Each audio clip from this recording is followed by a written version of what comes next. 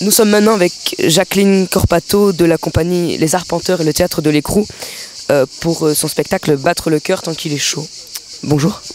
Bonjour. Alors tout d'abord une question, comment vous est venue l'idée d'un tel spectacle? Alors elle remonte à loin cette idée, elle remonte à l'Afrique en fait. Effectivement, deux compagnies sont impliquées dans cette aventure, le Théâtre de l'Écrou et Les Arpenteurs. J'administre le Théâtre de l'Écrou qui est basé à Fribourg en Suisse. Et lors d'une coproduction antérieure, un spectacle que nous avons tourné en Afrique de l'Ouest avec les Arpenteurs, nous est venue l'idée, parce que les chansons étaient en permanence présentes dans notre voyage qui était un peu rude, dans une Afrique saharienne extrêmement chaude et difficile et rugueuse, de chanter tout le temps. Et rentrant en Suisse, on s'est dit, avec une telle complicité, il faut qu'on fasse un spectacle. Alors, il faut rappeler que Battre le cœur, c'est un spectacle où se mêle chant, danse, théâtre, réflexion même, et ce qui n'est pas commun. Pourquoi un tel choix? Eh bien, nous retrouvons à 4 comédiennes n'ayant pas de thème particulier, ayant le désir on va dire de défricher un terrain commun, se disant de quoi avons-nous envie de parler. Le thème de l'amour est arrivé très vite. Mais l'amour, au début, ce spectacle devait s'appeler Chapeau les mecs.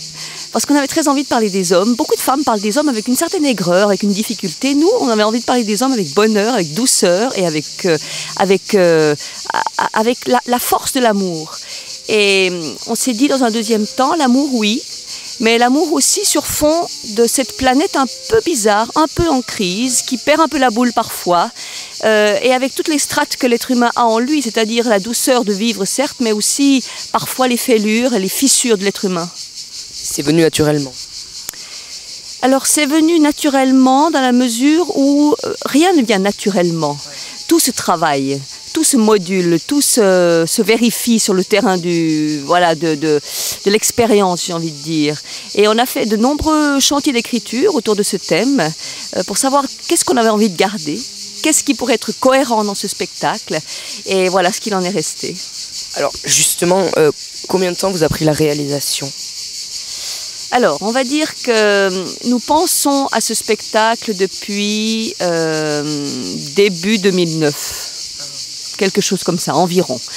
Et puis on a mis sur pied les premiers chantiers d'écriture au printemps 2009. Donc on va dire que pour la véritable réalisation de cette aventure-là, ça a pris plus d'1 an. Mais l'idée nous est venue en 2006 déjà. Donc ça prend du temps. La maturation prend du temps. C'est une création personnelle, c'est pas une adaptation de livre.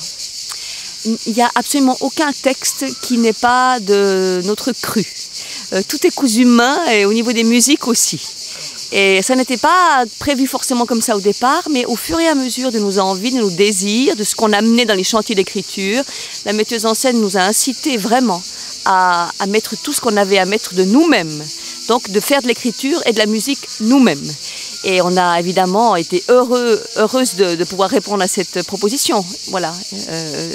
Du coup, ça nous a fait un peu peur au départ, c'est un peu vertigineux de tout écrire et de tout composer. C'est long, 2 heures. Surtout que c'est 2 heures de spectacle. Et comment ne pas ennuyer le spectateur pour garder toujours cette allure, ce rythme. Un cabaret, c'est exigeant parce que c'est vraiment des rouages finement huilés. Il faut que le rythme soit toujours percutant.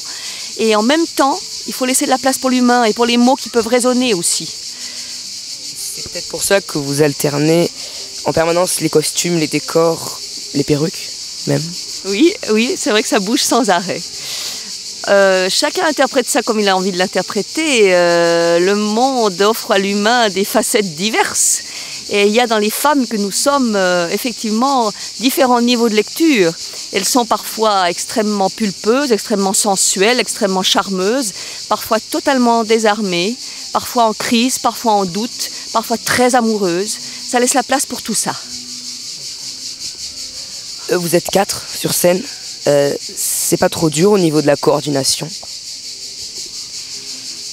C'est un spectacle qu'on a créé au mois de mai en fait, et qui se rôde avec bonheur, j'ai envie de dire. Tout spectacle mérite rodage. Parce qu'effectivement, surtout pour un spectacle comme ça, où on n'a pas tellement de balises en fait, il faut tout faire nous-mêmes, il faut tout découvrir par soi-même. Il faut trouver une vraie liberté de jeu.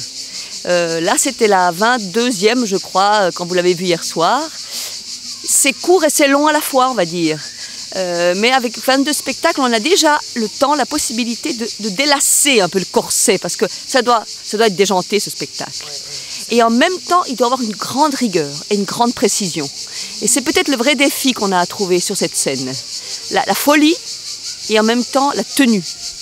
Et à 4, on le découvre chaque soir un peu plus. On gagne un peu de terrain chaque fois, j'ai l'impression. Et ça, c'est magnifique. Alors on remarque une alternance entre des passages calmes, comme une réflexion presque philosophique sur la vie, et d'autres très agités, entre guillemets, comme des chansons pleines de punch. Pourquoi ce choix d'alterner vraiment, de passer presque de tout à rien, enfin, si je puis dire. Oui, je comprends cette question-là. Elle est un peu à l'image du monde, quoi. Elle est un peu à l'image de cette espèce de shaker permanent, en dents de scie, de cette planète qui est bouleversée en permanence, qui nous offre tout le temps de passer du rire aux larmes quasiment sans transition. Il n'y a qu'à écouter les informations, quoi. On est tout le temps en train de se dire, ok, c'est vrai qu'on a des nouvelles qui sont parfois d'une tragédie totale, et puis parfois on passe à une futilité, une autre chose. Et dans nos vies, si on n'arrive pas à rebondir sur les difficultés pour en faire finalement du rire et des paillettes et de la joie et de l'allégresse, eh bien, on souffre encore beaucoup plus, j'ai l'impression. Donc c'est aussi le désir de se dire qu'il y a la possibilité, même dans ce monde un peu cinglé et un peu fou, de rebondir tout le temps, avec la joie, avec la force et surtout avec la force d'aimer, qui offre à l'oreille tous les éventails d'émotions possibles et imaginables. Un dernier mot pour inviter les spectateurs à venir vous voir. Eh bien, un dernier mot, nous n'avons pas envie de faire un spectacle féministe. On nous a souvent dit ça. On avait peur de venir voir votre spectacle parce que le féminisme ne nous intéresse pas beaucoup. Et c'est intéressant parce que beaucoup d'hommes nous disent, ça n'est pas un spectacle féministe, c'est un spectacle féminin. Ce sont des femmes qui parlent, certes, mais je crois qu'on aime tout le monde, y compris les hommes. Et on a envie de donner justement à cette allure du monde un rythme, une cadence d'amour. Et je crois que c'est vraiment ce dont on a le plus besoin aujourd'hui. Et on s'amuse comme des petites folles, donc il y a de quoi partager. Voilà. Merci beaucoup. Merci à vous.